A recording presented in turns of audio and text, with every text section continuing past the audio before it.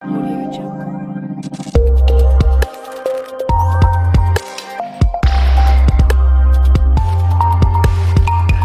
India TV9 news Maharashtra.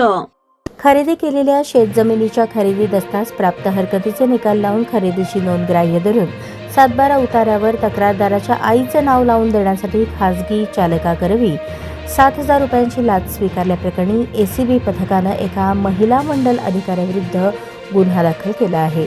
Vijaya Maharudra Naik असं मंडल अधिकाऱ्याचं नाव आहे.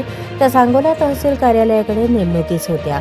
या प्रकरणी मिळालेली अधिक माहिती अशी: तक्रारदार यांच्या आईच्या नावे खरेदी केलेल्या शेतजमिनीच्या खरेदी दस्तावर प्राप्त हरकतीचे निकाल तक्रारदारांच्या बाजूने लावून तक्रारदार यांच्या आईच्या नावे केलेल्या खरेदीची नोंद ग्राह्य धरून त्यांचं नाव 7/12 उतार्यावर लावण्यासाठी संगेवाडी मंडलाच्या मंडल अधिकारी विजया महारुद्र नाईक यांनी तक्रारदार याच्या सोबत पंचासमक्ष पडताळणी दरम्यान कामासंबंधी बोलून बाकी बोलणी त्यांचे खासगी वाहन चालक वैभव मोरे याच्याशी करण्यास सांगितली.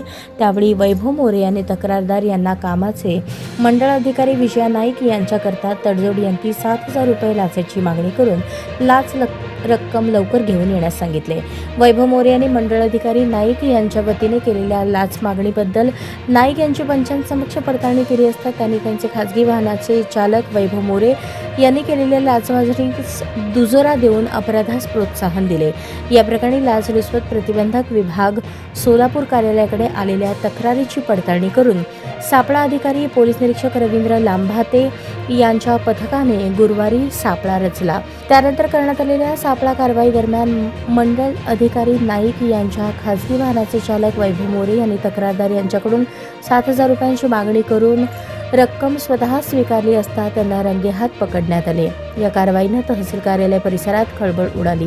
या प्रकरणी सांगोला पोलीस ठाण्यात श्रीमती विजया महारुद्र नाईक वय 45 पद मंडळ अधिकारी नेमणूक संगेवाडी मंडळ तहसील कार्यालय सांगोला जिल्हा सोलापूर आणि वैभव पिराजी मोरे वय 28 राहणार मुंडेवाडी तालुका पंढरपूर यांच्या विरुद्ध गुन्हा दाखल करण्याची प्रक्रिया सुरू असल्याचं सांगण्यात आलंय. पोलीस निरीक्षक शैलेश पवार एसीबी सोलापूर हे या गुन्ह्याचा अधिक तपास करत आहेत.